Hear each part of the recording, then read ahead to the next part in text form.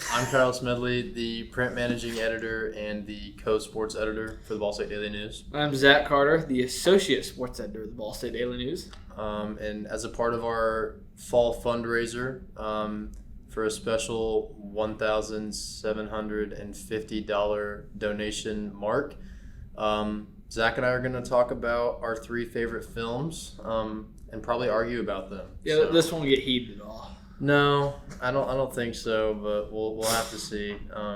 My favorite film of all time, if I had to pick, I guess I don't really like doing a favorite. I like to do a top four, kind of a Mount Rushmore, if you will. But we did top three just to condense it a little bit. We'll start off. We'll just kind of go back and forth. We'll start off with me. I guess the first one that we can talk about is. We'll start with Boyhood because that's the freshest in Zach's mind. He watched it recently. Yep. Zach, give me your thoughts on Boyhood. Boyhood, I watched all three of these films that we're going to talk about. And I got why you liked all of them. But Boyhood was the one to me that was the best out of the three. It's the way they shot it. Like I think you said over a 12-year period with the same actors. I've never seen a movie do that. I don't think I've ever seen one film that way. And it was just a great story. I feel like everybody, especially like a young kid, can relate to everything that the main character goes through. And you see with the way they shot it, you see so much growth. Ethan Hawke's character, who's the dad, completely grows from what he was at a young person's age to getting very old. It's just the way life goes, and I feel like there's a lot of conversations in it that feel like a real life. It's really good acting. It's realistic. There's nothing that I thought like that couldn't happen. Everything in this movie, I thought, man, that's probably the most accurate I've seen that played in a movie before. I love that.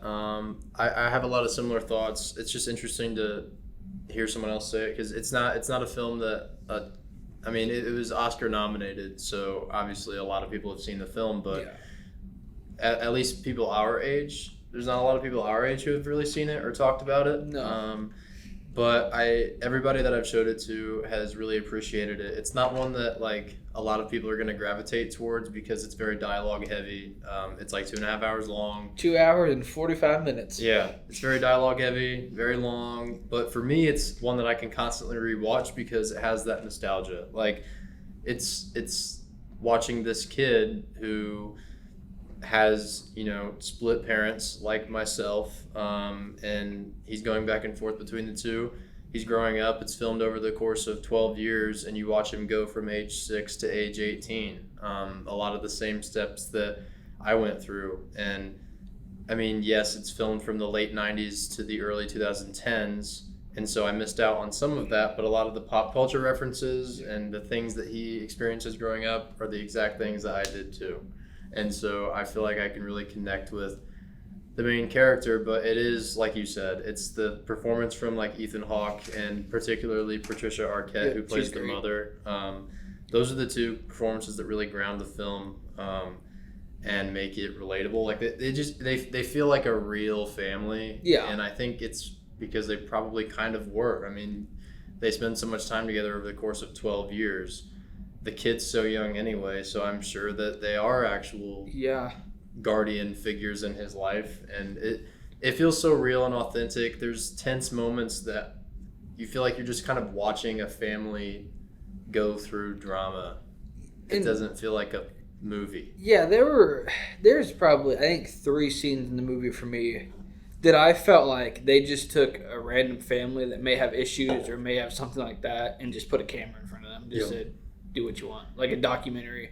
And we'll talk about this later. I think some movies go overblown with like how long the runtime is, but I feel like in this one, and I get someone might say, there's a few dry parts, there's a few boring parts. Yeah, I get that, but for what they showed, you can't have it under 2.5 hours. No. Like it's just, you needed that, and with everything in the movie, I feel like everything kind of connected throughout the movie with every scene kind of did, so that kind of really helped. And what I love about this film is, as the story progresses, you know what's going to happen, kind of, because he's growing up, so you know you're going to see him get older and eventually move away. But I think that there's no real big dramatic moments in the film, and that's kind of worked into the storyline of the film.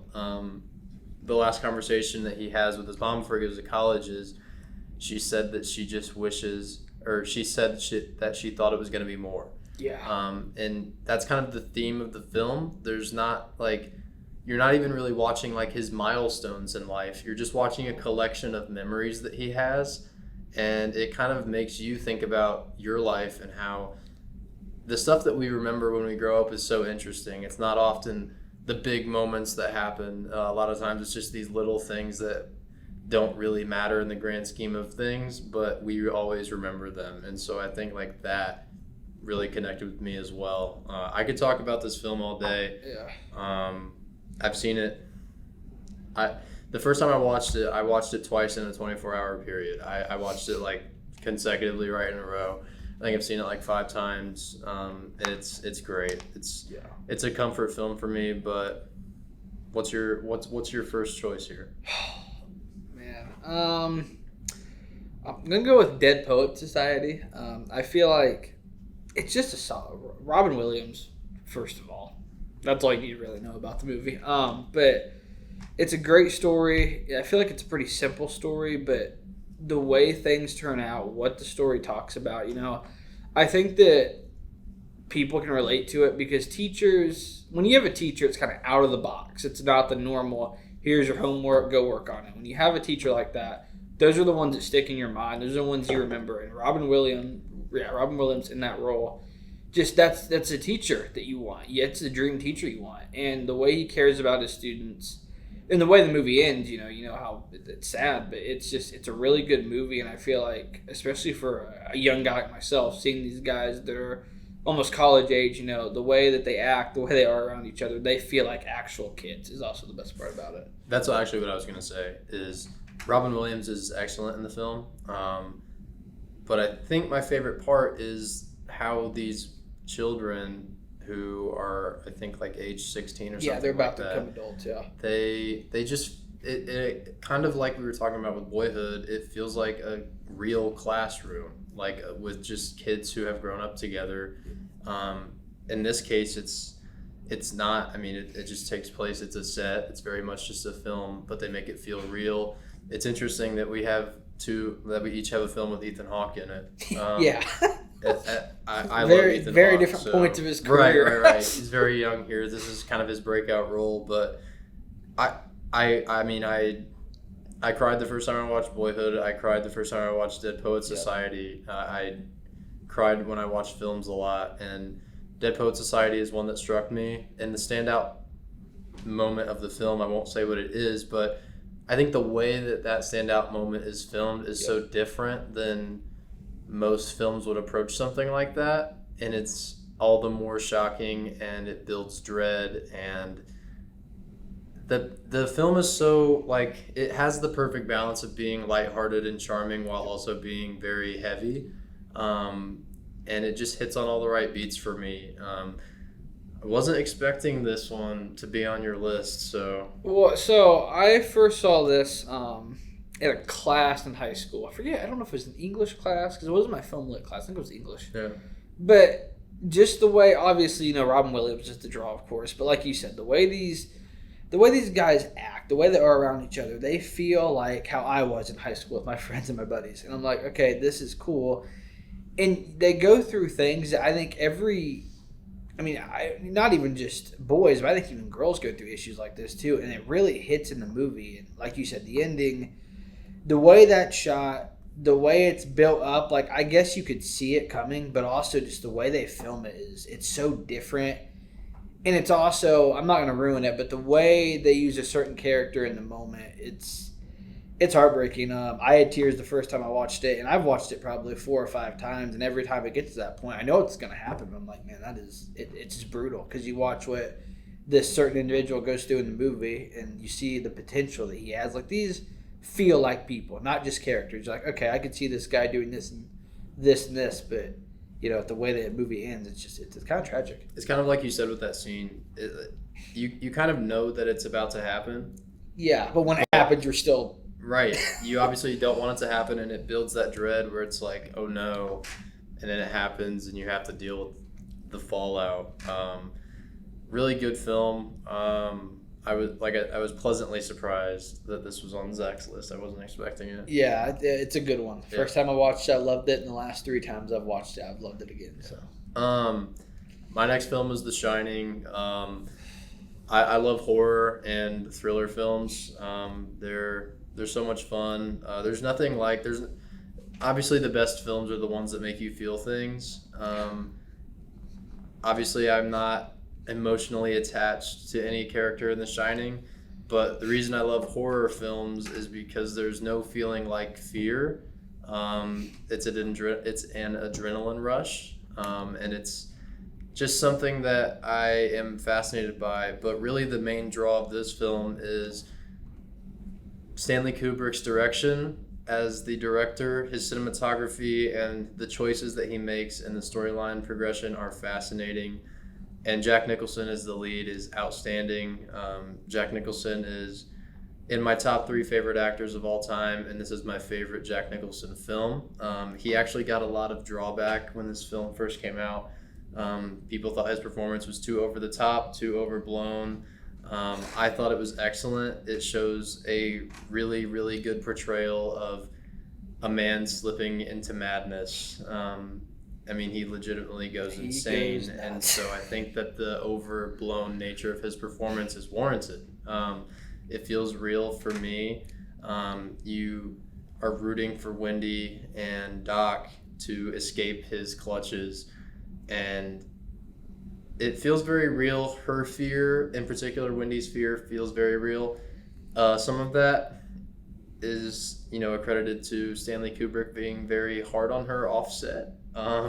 So she probably was kind of scared on set, but it made for a great film, and it's one that Zach tweeted out when he was watching it. He was like, I'm halfway through the film, and I have so many questions, and I said they won't be answered. That's what I love about this film. It's not a straight shot. It's not one that you can watch and be like, okay, this is the moral of the story. This is all the themes. I mean, these are all the reasons why these things happen. It leaves it up for interpretation. I have my own theory on what happens in this film. we need to talk about that then, because we have not discussed that yet. But I want to know your thoughts on the film before we get into theories. Yeah, so when I sat down to watch this, I've heard about The Shining my whole life. I think The Shining is one of the movies that everyone knows. They might not have seen it or liked it, but they know about it, especially when it comes to just thrillers and guy going crazy. But I sat down, I watched the first half, and about 30 minutes in, I already had about 20 questions. And I got through the first half, and I had to do a quick interview. It was like 5 minutes. And as soon as that interview ended, got off, and I started that again. Because I'm like, okay, I got to know how this ends. I need these questions answered. When I put out that tweet, and Kyle was not wrong. I have about 60 questions, I think, after watching this. And that's one thing that I guess some people would say, well, I don't understand it because you don't understand it, so I don't like it. Well, yeah, that was one of the parts where I'm like, okay, this is odd. But just the way Jack Nicholson is awesome. Like I think he's a great actor. I forget the movie he's in with the court drama. It was a play. A Few Good Men. A Few Good Men. I loved him in that, and I liked him in that. The first ever Batman movie they made, he plays Joker. I loved him in that. And I'm like, okay, so I like him. I'll see how this goes. And this is his best movie. He's creepy. The way he loses his mind halfway through the movie to the very end it's odd. I don't know if I've seen a character like it in a movie or in TV before. And one of the first shot of the movie. This really isn't a spoiler. The first shot of the movie is he's driving to where this hotel is. And it's in the mountains of Colorado, I believe. Mm-hmm. It's Colorado. Yeah. And it's literally, they just show him driving along these mountains and all this snow. And they are on their own. Like, you could tell, okay, they get there. There's no help. There's no outside help. The phones go down every winter because of all the snow. And the music they play when he's driving, my goodness, it hit the spot. And that's the other thing. The music in this movie just... When there's a moment, I think that sometimes in movies, people rely on music too much. Like, I'm a guy that says, okay, if there's a scary moment, just let the scary moment happen. But I'm also a big Halloween fan, and the way Halloween uses its music is the exact same way The Shining does.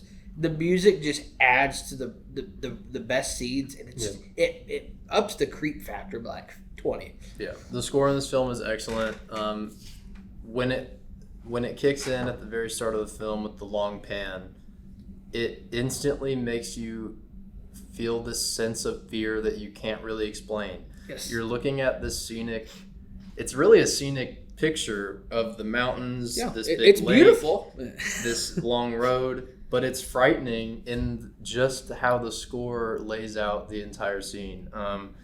The scene that really notches this performance for Nicholson for me is where he's just sitting in the room, staring off into space, and the camera lingers on him for about a minute and a half, and that's where you can kind of see the madness fully take over. And he doesn't say anything. His facial expressions aren't overblown in this scene, but that's where he's at his creepiest for me. He's outstanding.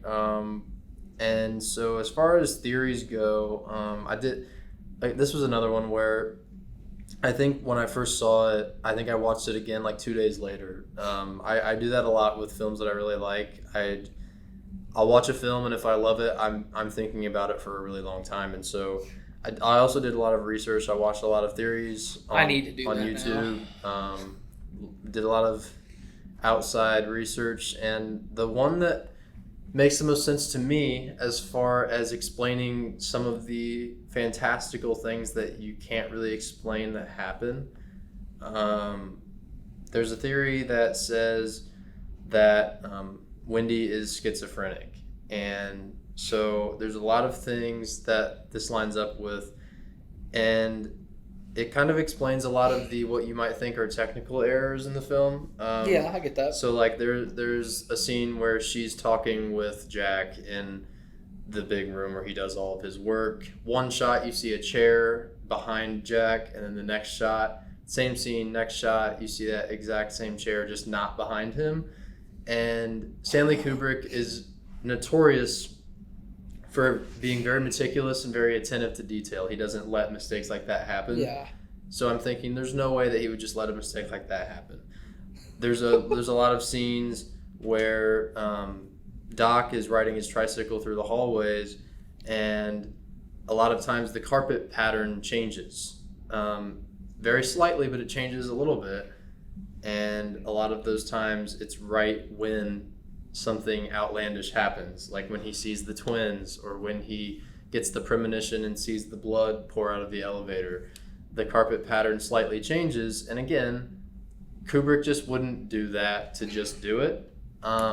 So from that point, you're kind of seeing what is real and what changes into Wendy's perspective. The video is really long that explained it to me, but it just all clicked with me.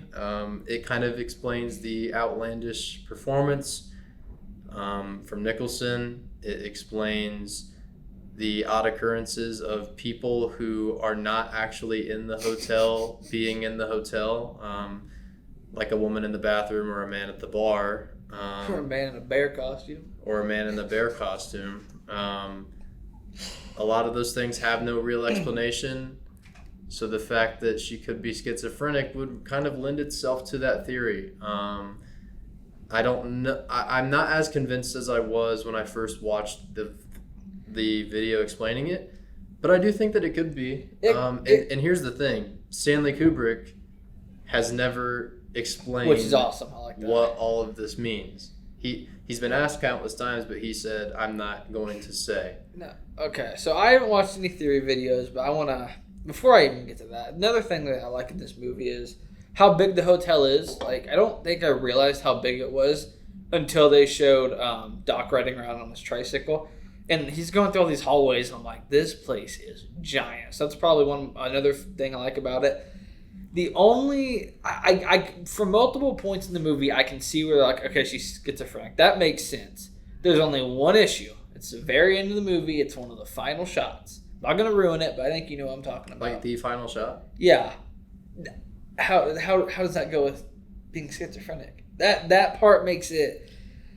That, and also, if it's truly her being schizophrenic, is Jack Nicholson also schizophrenic? Because he sees things that's the reason I kind of debunk that. But again, I have not looked into this. It's essentially saying that the entire film is through Wendy's perspective, even though that you think it's from Jack's perspective. Okay.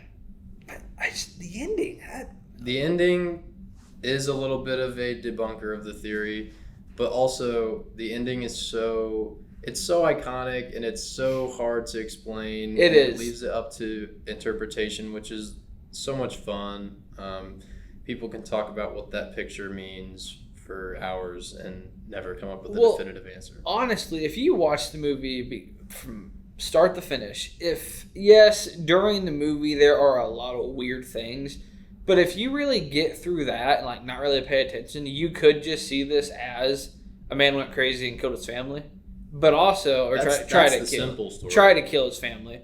But then the end happens that we just talked about, and I feel like it just turns it on its head because it does not make any sense. That's the thing that threw me off, because I feel like I've heard about it, but I didn't realize that it was there and what was actually in it. I just always heard that, that end scene really throws it off. And then watching it start to finish with all these questions, trying to figure out what this is, and then that comes along and it derailed my whole thought system. So did you like the film? I liked it. I didn't say this. I gave Boyhood a 9 out of 10. I think it's the best one that you had me watch. Shining, I gave an 8 out of 10. I think I agree with some people. It's a little long. There's some slow parts, and maybe all the weird stuff makes it confusing. But the way it's shot, the music, the acting, it's just I think it's a great movie. And if I probably from the first shot I was like, okay, this cannot go lower than a 6 out of 10. Just the way this is shot, the cinematography, and the acting and stuff just kind of upped it. So I think it was pretty well. It was pretty good. I love to hear it. For example, or for reference, I would give Dead Poet Society an 8 out of 10. Yep. If we're doing that. Yeah. So what's your second film? Mississippi Burning. Yeah. Mississippi Burning is a movie that a history teacher recommended my senior year. Didn't really say much about it. We were talking about the South and all that kind of stuff that happened there in like the 60s and stuff. And like, okay, I'll give it a watch. And the first 5 minutes of the movie, and I won't lie, there was some graphic stuff in it. The first 5 minutes of the movie, something happens, and it's gripping. I watched it a few years ago. I watched it again pretty quickly after that, just because it was such a good movie. But I hadn't watched it for a minute, and I watched it last night, and I forgot how kind of brutal that first scene is. And a lot of people don't like that stuff, and I get it, but for this time, with everything like the KKK did in the South, I think it needs to be shown. It needed to be shown how bad it was. And just the actors, Gene Hackman kills it. Better than Hoosiers? No, but he kills it in this movie. Hoosiers is not. That's Gene Hackman, best movie ever. But why is it not on your list? No, that's Gene Hackman's best movie ever. But Hoosiers is in my top 10. But yeah, I was nice. I was like, I could throw a sports movie back. I'll actually go, movies. Who's your favorite sports movie? Are we gonna argue?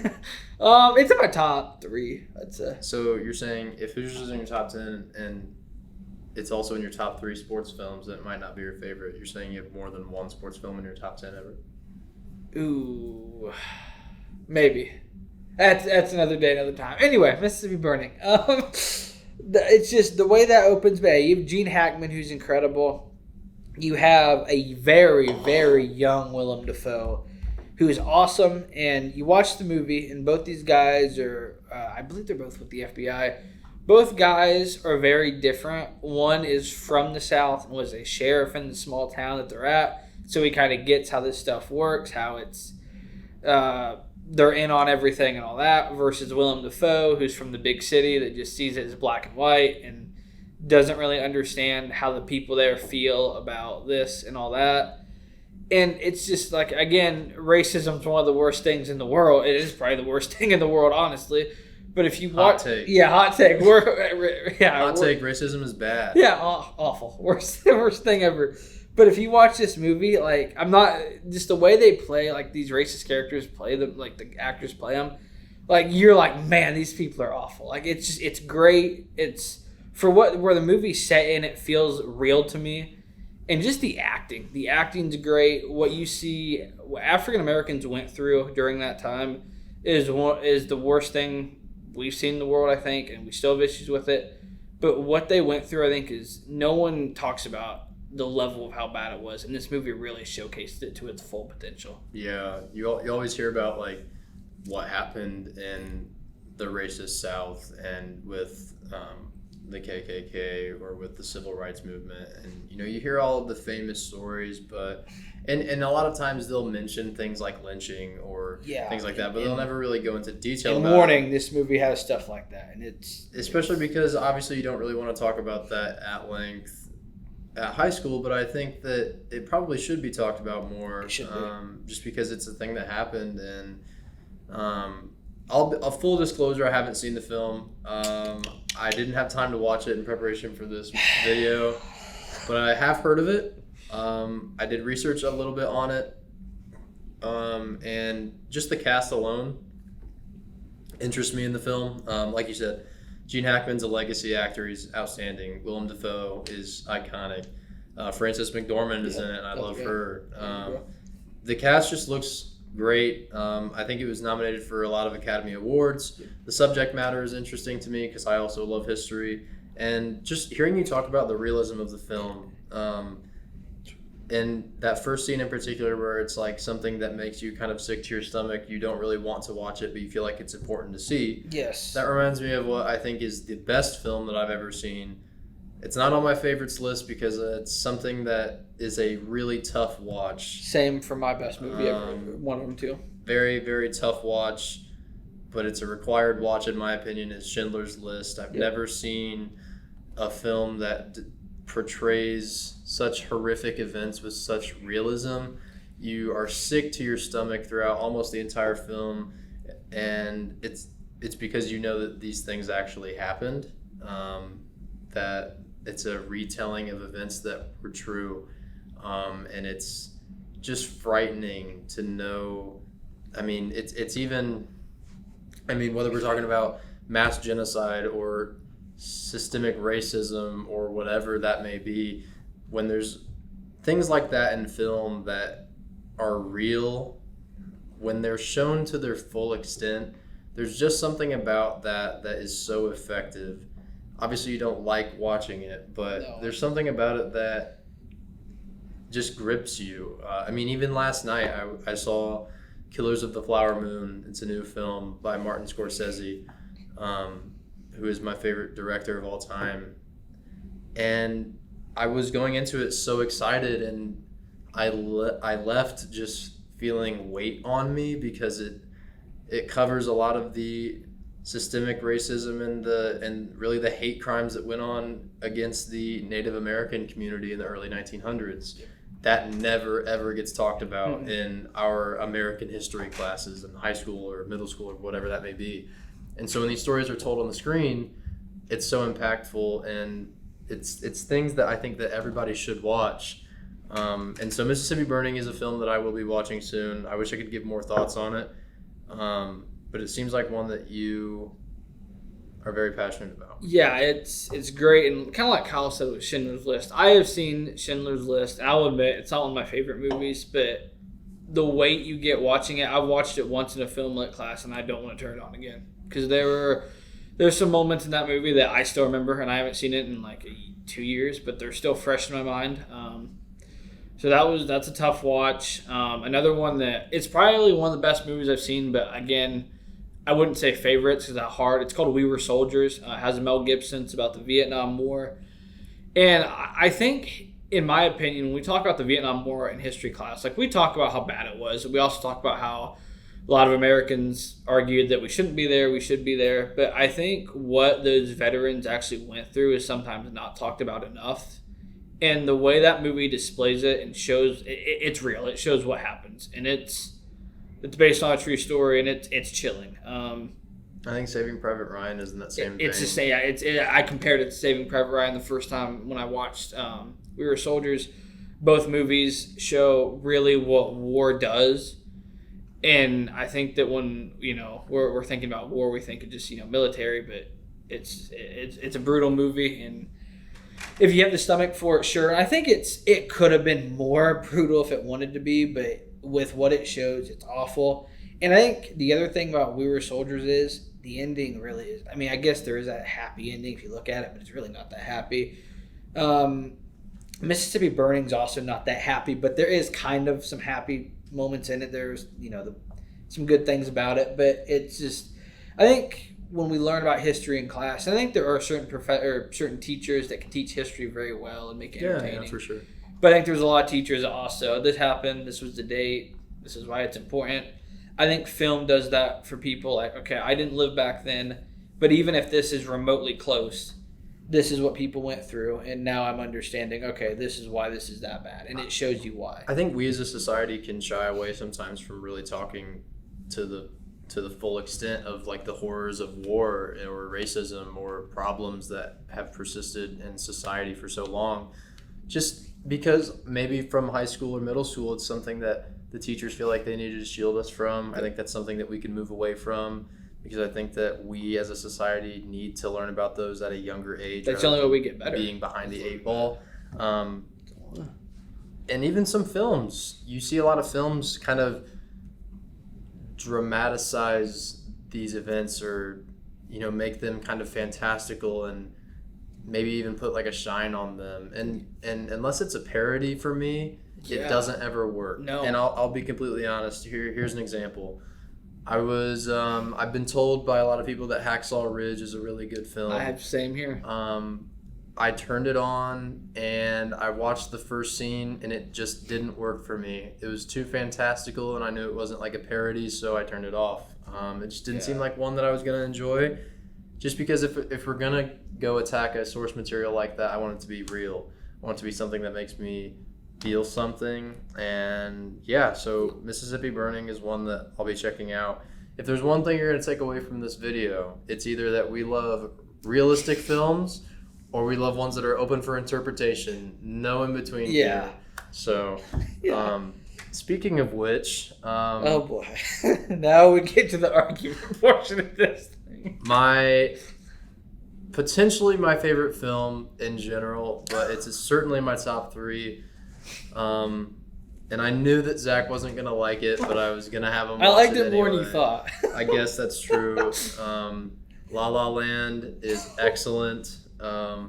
Truly one of the best films I've ever seen, and it might be the one that I enjoy watching the most. I'll say that. I'm not even a big musical fan. I hadn't seen it until this past spring, and it was another one of those films that I watched for the first time, and then I think I watched it a week later. It's just, there's a charm about it to me. Again, I'm not a big musical guy in general, or at least I say that, and then I'll watch a musical and I'll be encapsulated by it. It's like when I watched Singing in the Rain recently. I thought it was outstanding. And I think La La Land was so inspired by Singing in the Rain, just like so many other musicals were. And it takes it to a deeper level. Singing in the Rain is interesting. There's a lot of different storylines, but it's very much a straightforward musical. You know what you're getting with Singing in the Rain. Honestly, with La La Land, you don't know what you're getting all the time. There's a lot of music in it, but there's also some stretches for like 45, 50 minutes where there's just not really music. It's the best part of the movie. And here's the thing that, for me, this is why the musical numbers are earned in La La Land, is because the plot is around music. The plot is about music, and it's about performance. Emma Stone wants to be an actress. Ryan Gosling is a jazz musician. So why wouldn't they constantly break out into song? And why wouldn't they constantly break out into dance? It makes complete sense to me. And the songs are phenomenal. The choreography is excellent. The costume design, fantastic. The cinematography, it's great. But what really grounds the film and makes it what it is for me is the chemistry between Ryan Gosling and Emma Stone. Their chemistry is outstanding. They just feel like a real couple, as fantastical as the film is. You want them to succeed, and it's the classic tale that I'll never get tired of people who fall in love who are kind of doomed from the start. You kind of know that it's not going to work out. You're rooting for the characters to make it work out, but you just know it's not going to. And that final shot of the film, I won't spoil it, but just the final shot of the film sticks with you, and it's one that is completely earned, and it's It's excellent. It's another film that I cried the first time I watched it at the end. And it's just such a delight. I don't really know what... For me, there was one scene that stuck out the first time I watched it where I was like, okay, that didn't really work for me. And then I watched it like 3 times again, and I was like, okay, that scene works for me just because I love this film so much. I know what he's and talking about. I know Zach doesn't like it this does not scene. work there. So I'll have you talk about it because all I'm going to do is gush about it. Where do I start? So I will give Kyle this. The ending is still in my head. It's a great ending. At least the very last clip is awesome. Yeah, I'm not a musical guy. As me and Kyle just kind of hinted at. We both kind of like realistic movies. I'm a realistic movie person. Apparently, you do like movies that are played up a little bit with this. I like realistic films, but I also love ones that are open for interpretation. If it's done right. If it's done right. Cool. So this movie starts. Are you gonna walk through the whole film? It's 2 hours, guys. Be ready. I need to talk about the start for a minute. So the first scene in the movie is a music scene. Because we're watching a musical. It's a musical, yeah. That's why. But it didn't make sense. It did that musical scene did not need to be there. It did not make any sense. How else would you start a musical than with a music number? Okay, but they do it on. No, it does not work. But anyway, there's also one other thing. I don't remember if this is. You have to watch the movie to understand this. I don't remember if this is really in the first scene, or it's in the first scene when we start to learn about Ryan Gosling's character. But he's in the car, and he's a jazz guy, and he keeps playing this jazz song to a certain moment. Yeah. And restart. I hate that, dude. That is my biggest pet peeve. He's trying to learn.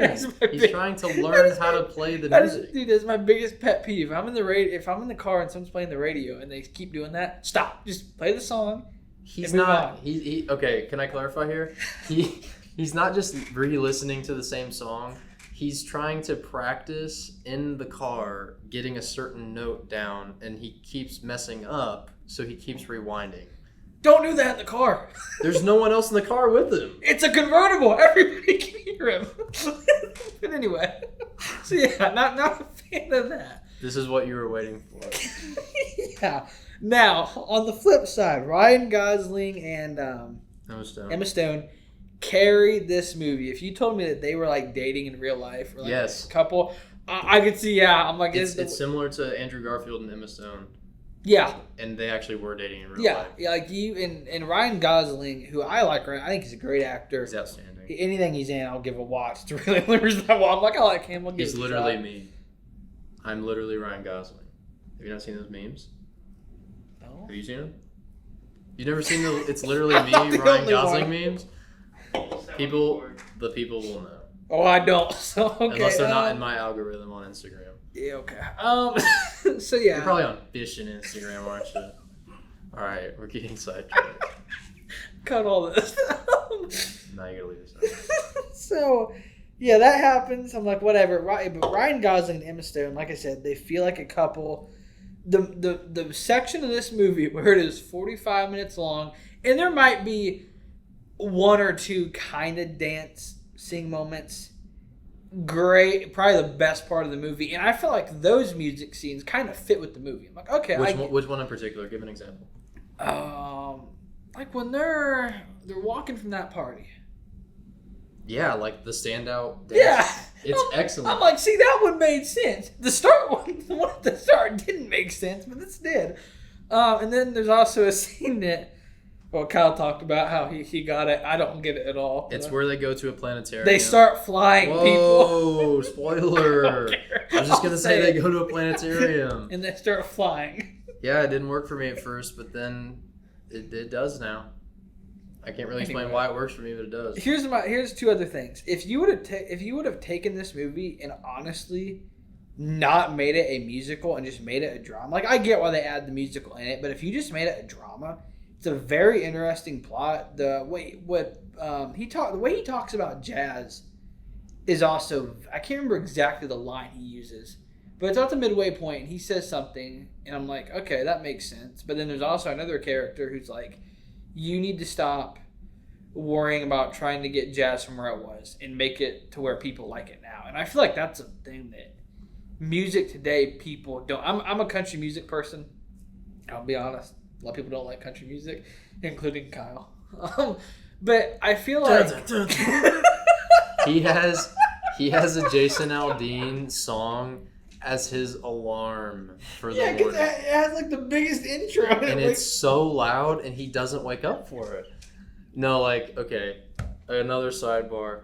We're staying in a hotel to cover some sports in Cleveland, Ohio. This kid, we're all in the same room. First of all, this kid sets his alarm for like 2 hours before he actually has to wake up, which makes no sense. And he's got his ringer all the way up. We're all laying down in bed. His alarm goes off, and I'm thinking somebody's in the room. I'm thinking Aldean's in the room performing. And I look over, and Zach's sound asleep. It's crazy. His alarm is nuts. But anyway, go ahead with your praise for country music. No, but I think in even country music you can see it. Some people say that, well, we need to go back to what country music started with. Which, okay, yeah, I do like some songs that are slower that have that country music sound. But I also think that a lot of the new generation like the poppier, the more rock and roll that you can throw into country. And while I think some of it works, I don't think all of it does. But I think that's what artists need to do, is find ways. And that's what they do. They find ways to get other people to listen to their music. And the way they talk about jazz in the movie, I get Ryan Gosling's point that it needs to go back to how it started, but I also get his band members' point of how, no, we need to make it more listenable, more attainable for an audience, and I get that. This band member, by the way, it's just John Legend. So, do you know who that is? John Legend is in the film. Everybody knows who he is. Except for apparently me. Zach. He's a very famous musician. Oh, sorry. He's excellent, and he is in the film. Wait, makes songs. Okay, for the hang film. on. Is he on The Voice? He is. Okay, I knew I recognized it from somewhere. Yeah. But he sings All of Me. Have you ever heard that one? yes, I've heard All of Me. That's a good song. But I get his argument, and that's really probably my favorite part about the movie. Is just them discussing that. That's great. Jacob's back there dying. We haven't talked about. I don't know what you're about to say, but we haven't talked about the direction of this film. It is gorgeous. Cinematography is outstanding. Cinematography is good. And Damien Chazelle has only made 3 feature-length films before. It's La La Land. That's insane. It's to me. La La Land, Whiplash, and Babylon. I haven't seen either of those two. You would love Whiplash. You would not like Babylon. Stay away. Got it. But he's an auteur of a director. Yeah, and that's one thing that La La Land, like I will say even the dance ones I didn't like. The cinematography, the choreography, how do you say that? Choreography. Choreography. Thank you. It was great. The color they use in these scenes, the way it matches what they're going through. Even though I didn't like some of the musical numbers, I'm like, man, they look good. Like, everyone's on the same page, and it just, again, I don't think it needed to be 2 hours and 8 minutes. I think it's right at 2 hours. I think it's 2 hours and 8 minutes. If you don't include the credits, I think it's right at. You could have made this 1:45. I think it would have been fine. For clarity, 2 hours is not long for a film, so I don't know what. For this kind of movie, it felt like I don't know an what you eternity. think could be. What do you even think could be trimmed out of this film? The first scene. And honestly, I think the whole scene of her with dancing with the roommates and singing, I don't get that. Like, I didn't need that. And I think that even though I think it's an interesting choice how they introduce her first and then kind of back up and introduce him, I think The scene in the restaurant, dude. Where they? Yeah. Come on. Okay, that's a good scene. Also, Ryan Gosling, I don't know if he actually played piano for this or not. Those were my music. I'm like, that's good. He is phenomenal. Probably my favorite music scenes of the whole movie. He's outstanding. The one when they first see each other that he just got done playing gosh, at, and then crazy. And then he gets fired by Hey, spoiler! No, but who walks in? J.K. Simmons. Yeah, J.K. Simmons. And you know what? There was a moment where I'm like, he's gonna be in this. We're good. he hasn't come back for another hour and a half. And I'm J.K. like, Simmons is in like 2 scenes in the film. I was so upset with that. Don't get your hopes up. But yeah, him playing piano is great. But I guess you can cut out that way how they kind of went back to show him. But I get why they added it. I think there are a few music numbers you can cut. There's one part in the end that now, after thinking about it, I get why it kind of works with it. But the end Are you scene, thinking about the what could have been sequence? yeah, I It's get why excellent. now. I get why they added it. Thinking about it, It's outstanding. it's okay. It kind of threw me off at first because I didn't understand what they were doing until it started showing them. I'm like, okay, it makes sense. But I think the end, where I won't spoil it, but just what happens, it's subtle. Yes. No one says anything. I'll say that. And Yes. it's enough to where I'm like, All you respect. need is all you I'm need like, is it's cool. It's the acting without words. Yes. It's the facial expressions Yes. and it's the And- subtlety. Like And you said. like movies, how like, okay, at one point they're showing this guy, now they're showing her. You can tell they're looking. Like, it's not like someone's looking at a green screen. This felt like they had eyes locked on. They were speaking with their Yep. eyes. And it's just, I it's love- beautiful. I love subtlety in film. I love the rule of show don't tell, Yep. and that is a perfect example of it. It's So, great. It's probably my favorite scene. What's your rating for La La Land? I gave it a 7 out of 10. I don't think it's not awful. There's some things I think can be cut, but with the acting and the chemistry and the way it's written, also I thought there were some cool moments. It's a pretty good. The film. dialogue is excellent. Dialogue's excellent. I can live with a 7 out of 10. Okay. For reference here, also, obviously, all 3 of my films are 10 out of 10s. I mean, For you, like all the 3 films that I picked, they're my 3 favorite films, so they're obviously all 10 out of 10s. Just thought I would clarify. mine's 10, 9, and 10. You got some high standards. In his top 3 favorite films, he's got a 9 out of 10. So you have, what do you have, 2 10 out of 10s 2 10 ever? out of 10s. Ever? I mean, there's like a level of enjoyment. Maybe there's some more, but like, That's what I'm saying. I'm saying favorites. oh, I'd give them all 9s easily. All 3 of these are 9s. You wouldn't give any of them a 10? Mississippi Burning is probably, I could give it a 10. I could see, I mean, honestly, I don't think there is ever a perfect movie. Schindler's List is perfect. Yeah, I guess. It is perfect. I just thought it was kind of boring in some parts. That's fine. But yeah, now the next one I'm going to say. Get ready for this. Top 3 favorite film ever. Get ready for this one, guys. Jaws. Donna. Go on, man. Okay, so a little bit of background. I have to throw some background. As Kyle alluded to earlier, I'm a big fisherman. Wait. That's not the proper term. Angler. I'm sorry, yeah. A big angler. Love being out in the water. Is that better? Yeah, man. So, this movie, part of it's about fishing, but honestly, the first time I watched this movie, I think I was like 6 years old. You scared? There's one scene that got me.